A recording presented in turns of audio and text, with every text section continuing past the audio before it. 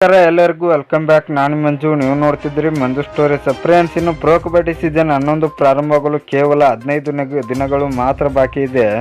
ಇನ್ನು friends, pro kabaddi season 11 ಗೆಲ್ಲಲು ನಮ್ಮ ಬೆಂಗಳೂರು ಬುಲ್ಸ್ ತಂಡ ಬೆಂಕಿಯಾಗಿ ಪ್ರಾಕ್ಟೀಸ್ ಮಾಡ್ತಾ ಇದ್ದಾರೆ. ಹಾಗಾದರೆ ನಮ್ಮ ಬುಲ್ಸ್ ತಂಡದ್ದು ಪ್ರೋ ಕಬಡ್ಡಿ ಸೀಸನ್ 11ಕ್ಕೆ ಬಲಿಷ್ಠ ಸ್ಟಾರ್ಟಿಂಗ್ 7 ಹೇಗಿರಲಿದೆ ಅಂತ ನಾನು ನಿಮಗೆ ಈ ವಿಡಿಯೋದಲ್ಲಿ ತಿಳಿಸ್ಕೊಡ್ತೇನೆ. ಅದಕ್ಕಿಂತ ಮುಂಚೆ ನೀವೇನಾದರೂ ನಮ್ಮ ಚಾನಲ್ಗೆ ಹೊಸಬ್ರಾಗಿದ್ದರೆ ತಪ್ಪದೆ ಸಬ್ಸ್ಕ್ರೈಬ್ ಮಾಡಿ, ಹಾಗೆ ಪಕ್ಕದಲ್ಲಿರೋ ಬೆಲ್ ಐಕನ್ ಪ್ರೆಸ್ ಮಾಡಿ ಆಲ್ನ ಸೆಲೆಕ್ಟ್ ಮಾಡಿ. ಯಾಕೆಂದರೆ ನಾನು ಯಾವುದೇ ಕಬಡ್ಡಿ ಮತ್ತು ಕ್ರಿಕೆಟ್ ಬಗ್ಗೆ ವಿಡಿಯೋ ಮಾಡಿದರೆ ನಿಮಗೆ ತಕ್ಷಣ ನೋಟಿಫಿಕೇಶನ್ ಬರುತ್ತೆ. ಆವಾಗ ನೀವು ವಿಡಿಯೋನ ಮೊದಲಿಗರಾಗಿ ನೋಡ್ಬೋದು. ಸಬ್ಸ್ಕ್ರೈಬ್ ಅನ್ನೋದು ಸಂಪೂರ್ಣ ಉಚಿತ. ವಿಡಿಯೋ ಕೆಳಗಿನ ಬ್ಲಾಕ್ ಪ್ರಿಂಟ್ ಇದೆ, ಮಾಡ್ಕೊಳ್ಳಿ. ಏನು ತಡ ಮಾಡಿದೆ ವಿಡಿಯೋ ಶುರು ಮಾಡೋಣ ಬನ್ನಿ.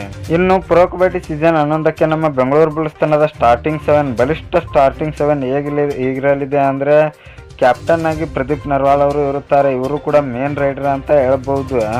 ಇನ್ನು ತಾಯಿಬಾನ್ ಅವರು ಕೂಡ ಇರುತ್ತಾರೆ. ಸೆಂಟ್ರ್ನಲ್ಲಿ ತಾಯಿಬಾನ್ ಮತ್ತು ಪ್ರತೀಕ್ ಗುಲಿಯಾ ಅವರು ಕೂಡ ಇರುತ್ತಾರೆ. ತಾಯಿಬಾನ್ ಮತ್ತು ಗುಲಿಯಾ ಅವರು ಸೆಂಟ್ರ್ನಲ್ಲಿ ಇರುತ್ತಾರೆ.